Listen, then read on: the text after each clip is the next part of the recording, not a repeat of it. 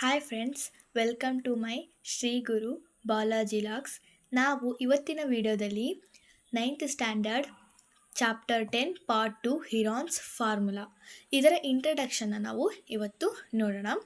ಈ ಚಾಪ್ಟರು ತುಂಬ easy, but ಈ ಚಾಪ್ಟರಲ್ಲಿ calculation is very important.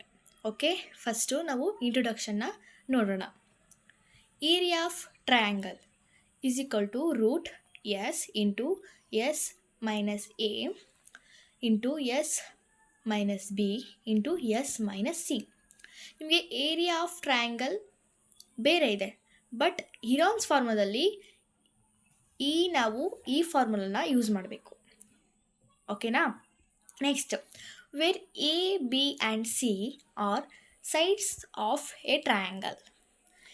A b and c ಈ ಮೂರು ಸೈಡ್ಸ್ ಆಗಿರುತ್ತೆ. ಹಿರಾನ್ಸ್ ಫಾರ್ಮುಲಾದಲ್ಲಿ ಈ ಮೂರು ಸೈಡ್ಸ್ ಆಗಿರುತ್ತೆ ಟ್ರಯಾಂಗಲ್ನಲ್ಲಿ. Okay, C is equal to perimeter.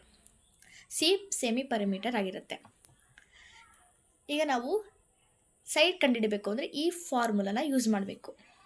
ಇಲ್ಲಿದ್ದಾವೆ ನೋಡಿ, ಎಸ್ ಎಸ್ ಎಸ್ ಎಸ್. ಈ ಎಸ್ನ ನಾವು ಫೈಂಡ್ ಔಟ್ ಮಾಡೋಕ್ಕೆ ಈ ಫಾರ್ಮುಲಾ ಯೂಸ್ ಮಾಡಬೇಕು. So s is equal to a plus b plus c divided by 2.